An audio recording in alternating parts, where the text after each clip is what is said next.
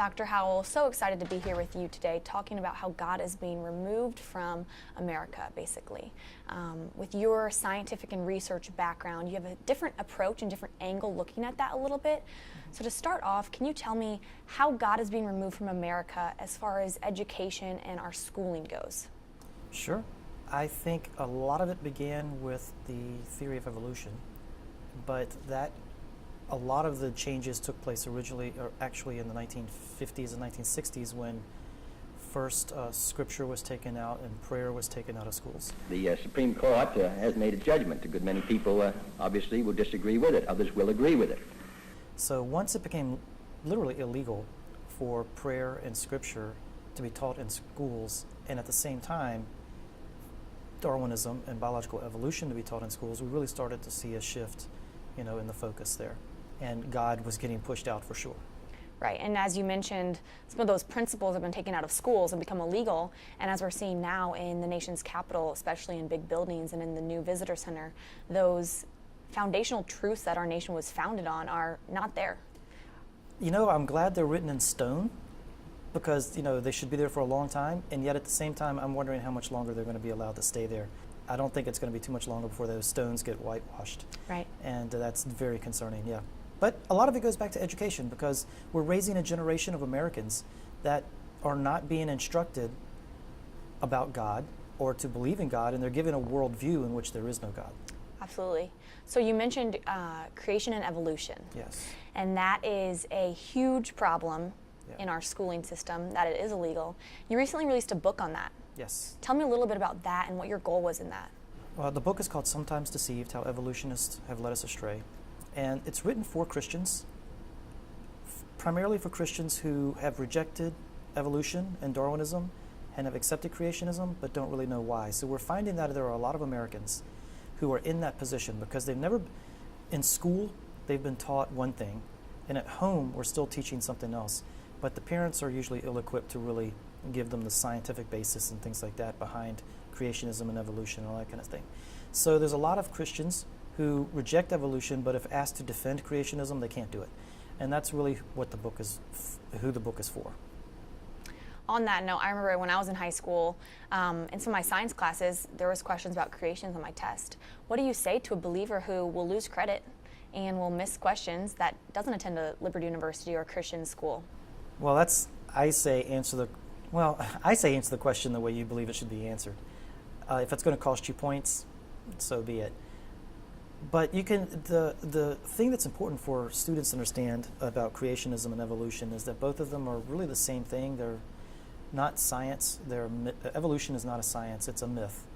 And by myth I mean it's an origin story about the beginnings of humanity, and it encases the deepest values of those who believe, and it's considered to be true. That's what a myth is. So Genesis is the Judeo-Christian myth, and evolution is the atheist myth.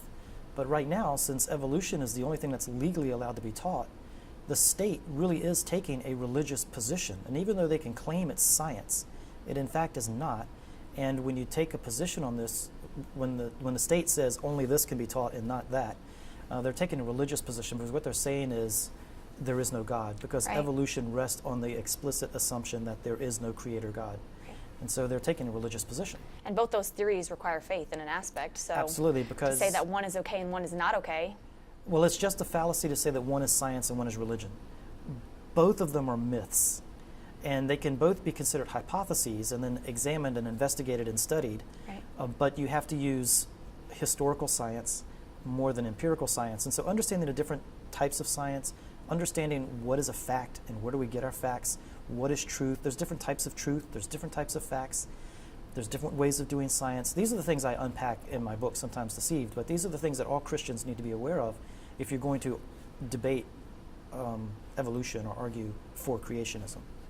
So another topic that may not be as explicitly defined under Taking God Out of America would be abortion. Yeah. You recently sat on a panel for pro-life at Lifeline. I think you mentioned to me earlier. How is abortion and pro-life and not pro-life something that, as believers, we can stand up for to make a stand that don't remove God from America?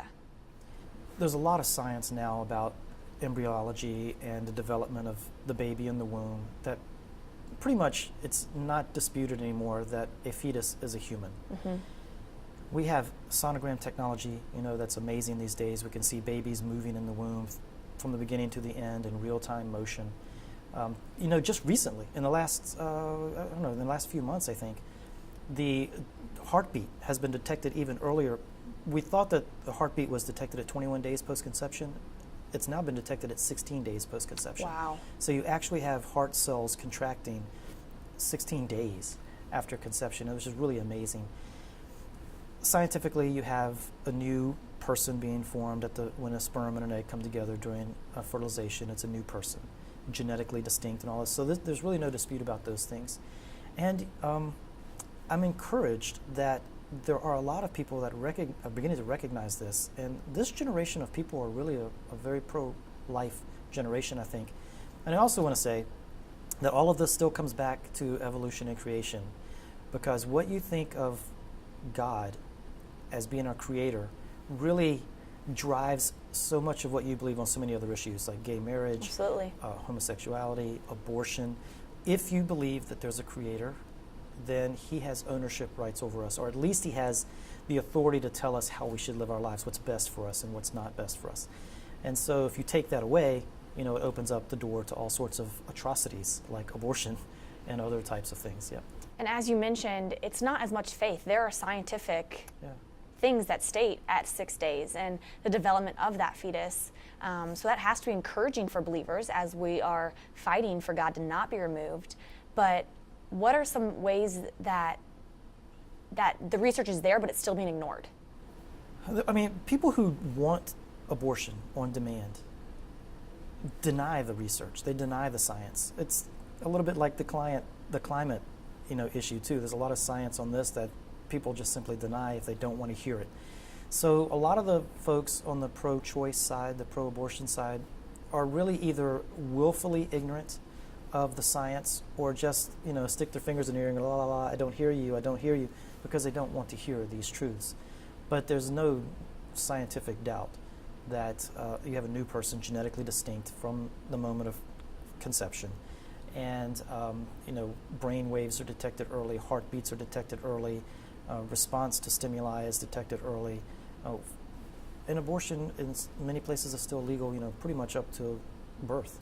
So it's a denial of the facts. Right. And even though we may still be seeing a lot of abortions, that research and information is encouraging as believers, that it's there, that hopefully if we keep pressing it, people will clue in, that they'll see, that they'll change their viewpoint on that.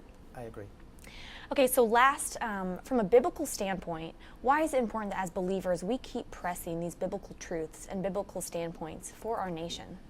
Well, I think Romans 1 gives a good indication of what happens to a culture and to people, to society when you abandon God. And it leads to all sorts of wickedness and debauchery. And we're kind of seeing our culture, we are witnessing our culture slide into more and more decadence as we reject God. It all began with kicking God out of the schools with the prayer and scripture reading, replacing the theistic, the Judeo-Christian worldview with an atheistic Darwinian worldview. I don't think it's actually too surprising that Roe v. Wade was in 1973, which is just 20 years after, roughly a generation after kicking God out of the schools. Mm-hmm. So, and that came roughly a generation after the Scopes trial, which officially made teaching creationism illegal and teaching atheistic Darwinism the only thing to teach in school. Basically, a decision is made, a generation later another decision is made, a generation later another decision is made, and we're just slipping further and further and further away. And we're losing our liberties. If evangelicals, if Christians of all stripes, don't get back into the game and engage the culture and fight for the in the political arena and in the educational arena, in the media, if we don't start reclaiming these things, we're going to completely lose not just religious liberties, but really all of our liberties, which are founded on our religious liberties. So basically, get educated and do what you can in the field you're in to stand up. I like working at Liberty University. We're training champions for Christ in every field because we want nurses impacting that field for Christ. We want lawyers impacting that field for Christ. We want doctors and artists and engineers impacting their fields for Christ. Absolutely.